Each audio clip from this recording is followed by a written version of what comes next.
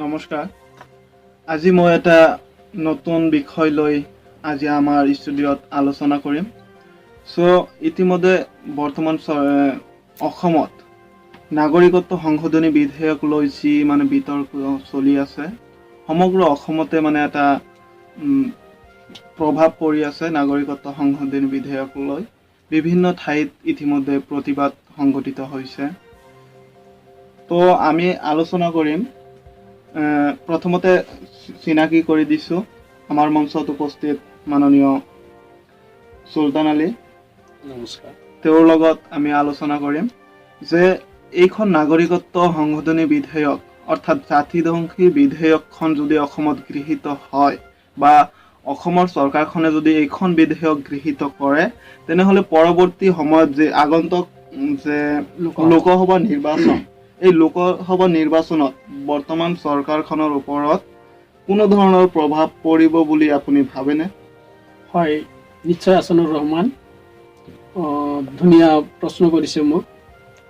মই ভাবোঁ যে এই জাতিধ্বংসী বিধেয়কখন যদি গৃহীত হয়, তেনেহ'লে আগন্তুক লোকসভা নিৰ্বাচনত বিজেপিৰ কাৰণে বহুতো ক্ষতিসাধন হ'ব বুলি মই ভাবোঁ। কাৰণ এই জাতিধ্বংসী বিধেয়কখন লৈ যিহেতু আমাৰ অসমৰ প্ৰান্তে প্ৰান্তে বিভিন্ন ধৰণৰ আন্দোলন সৃষ্টি হৈ আন্দোলন হৈ আছে, আৰু সেইকাৰণে মই ক'ব খোজোঁ যে বহুতো মানুহৰ বিজেপি পাৰ্টিৰ ওপৰত এটা ক্ষোভৰ সৃষ্টি হৈ আছে, আৰু এই ক্ষোভে তেওঁলোকক ৰাজনৈতিক ফালৰ পৰা ফালৰি কটাবলৈ চেষ্টা কৰিব। কাৰণ যদি তেওঁলোকে আজি বিজেপিক ভোট দি বিজেপিৰ চৰকাৰ বনাইছে, কিন্তু তেওঁলোকে ভাবিব যে নহয়, আমি বেলেগ কোনো ৰাজনৈতিক দলত ছাপোৰ্ট কৰিবলৈ বাধ্য। কাৰণ মেইন কাৰণটো হ'ব যে জাতিধ্বংসী বিধেয়ক বিলখন।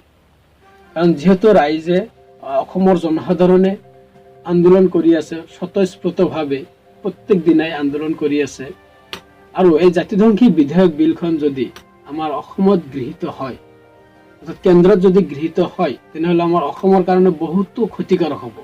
হয়, আপুনি এটা কথা স্পষ্টকৈ উল্লেখ কৰিব বিচাৰিছে, যদি নাগৰিকত্ব সংশোধনী বিধেয়ক বিলখন চৰকাৰখনে গৃহীত কৰে, তেতিয়াহ'লে বিজেপিৰ কাৰণে এইটো এটা ক্ষতিকাৰক হ'ব লোকসভা নিৰ্বাচনৰ বাবে।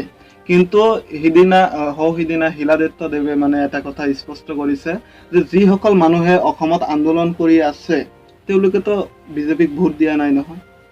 এনেকুৱা মন্তব্য আমাৰ সন্মানীয় বিধায়ক শিলাদিত্য দেৱ তেওঁ মন্তব্য কৰি আহিছে ইতিমধ্যে নিউজ চেনেলসমূহৰ আগত, যে কোনবিলাক মানুহে প্ৰতিবাদ কৰি আছে, তেওঁলোকে বিজেপিৰ ছাপোৰ্টাৰ নহয় বাবেহে তেওঁলোকে বিলখনৰ বিৰোধিতা কৰি আছে। এনেকুৱা মন্তব্য আগবঢ়াইছে। মই তাৰ এটা এক্সাম্পল দিছোঁ সন্মানীয় বিধায়ক শিলাদিত্য মহোদয়ক। মই চকুত আঙুলি দি দেখুৱাই দিবলৈ বিচাৰিছোঁ যে কিহৰ কাৰণে তেওঁলোকৰ অৱক্ষয় হ'ব, ক্ষয়ৰ সৃষ্টি হ'ব কিহৰ কাৰণে। সেইদিনা সন্মানীয় মুখ্যমন্ত্ৰীৰ এটা মিটিঙত বিভিন্ন ধৰণৰ ল'ৰা ছোৱালী, বয়সস্থ মুৰব্বীৰ পৰা আৰম্ভ কৰি সকলো স্তৰৰ মানুহে তেওঁৰ মিটিঙত যাবলৈ ওলাইছে বা গৈ আছে। সেই যোৱাৰ সময়ত কলা ড্ৰেছ পৰিধান কৰা ব্যক্তিসকলক তাৰ পৰাই আঁতৰাই ৰখা হৈছে বা তেওঁলোকৰ পৰা কাপোৰখন খুলি ৰখা হৈছে। যেতিয়া তেওঁলোকৰ শৰীৰৰ পৰা কাপোৰ খুলিব, তেওঁলোকৰ নিশ্চিতভাৱে এটা অনুৰাগৰ সৃষ্টি হ'ব। কিন্তু একচুৱেলি হয়, ইয়াৰ পৰা আমি ক'ব পাৰোঁ যে তেওঁলোকে বিজেপিৰ ছাপোৰ্টাৰ আছিল, কিন্তু সেইকাৰণে বিজেপিৰ মিটিঙত অলৰেডি যাই আছে, আৰু বিজেপিৰ আমাৰ সন্মানীয় মুখ্যমন্ত্ৰীৰ প্ৰতি তেওঁলোকৰ ভাল পোৱা আছে, আৰু সেইকাৰণে তেওঁলোকে যাবলৈ ওলাইছে। কিন্তু যোৱাৰ পথত যেতিয়া তেনেকুৱা বাধাৰ সৃষ্টি হ'ব যে কলা কাপোৰ বা কলা ড্ৰেছ পৰিধান কৰিব নোৱাৰিব, তেতিয়া তেওঁলোকৰ মনত নিশ্চিতভাৱে এটা ক্ষোভৰ সৃষ্টি হ'ব বুলি মই ভাবোঁ, আৰু অলৰেডি হৈ আছে বুলি মই ভাবোঁ। আৰু সেইকাৰণে মই ক'ব খোজোঁ যে তেওঁলোকে যে বিজেপিৰ ছাপোৰ্টাৰ, তথাপিও তেওঁলোকে কি কৰিব, বেলেগ এটা ৰাজনৈতিক ফাললৈ ফালৰি কাটিবলৈ চেষ্টা কৰিব। কাৰণ সেইদিনা সৰু ল'ৰা এটা, সৰু ছোৱালী কেঁচুৱা, সি আন্দোলনৰ কি বুজে, সি প্ৰতিবাদৰ কি বুজে, তাৰ শৰীৰৰ পৰা কাপোৰ খুলিব লগা হ'ল। 4 বছৰীয়া ছোৱালী। এইটো এটা দুখৰ বিষয়, আৰু শিশুৰ বস্ত্ৰ হৰণ কাঢ়ি লোৱাৰ অধিকাৰ তেওঁলোকে ক'ত পালে?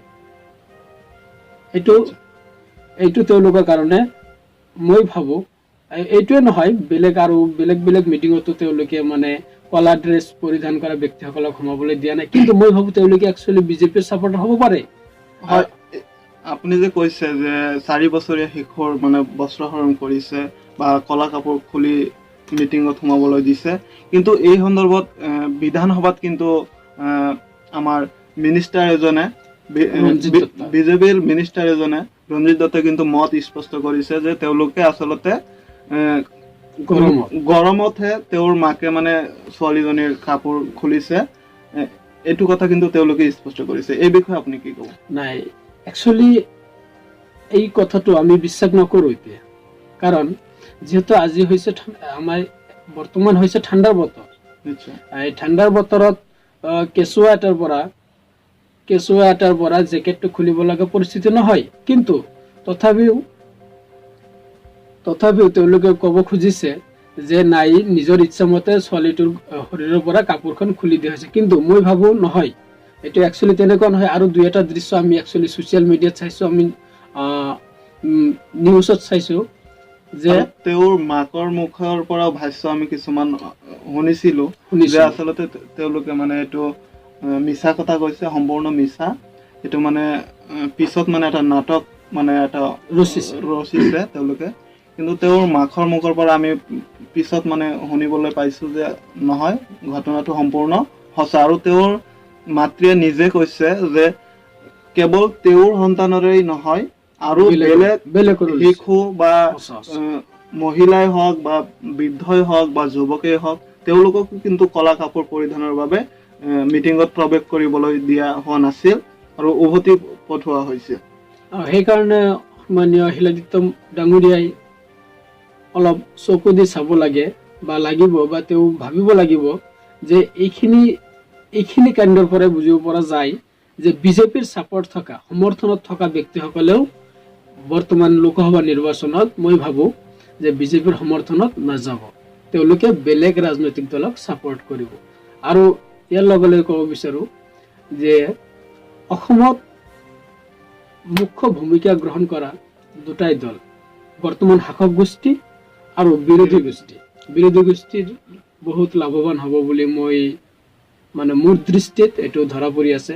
কিন্তু হয়, সন্মানীয় দৰ্শক মণ্ডলীয়ে ক'ব পাৰে যে মই কি কংগ্ৰেছৰ ছাপৰ্টাৰ নহয়, হয় নেকি? নহয়, মই কংগ্ৰেছৰ ছাপৰ্টাৰ নহয়। মই সাম্প্ৰতিক পৰিস্থিতিত আৰু আগন্তুক দিনত ৰাজনৈতিক ক্ষেত্ৰত কেনেকুৱা ধৰণৰ হ'ব বুলি এটা অনুমানহে কৰিছো। নিশ্চয়। হয়।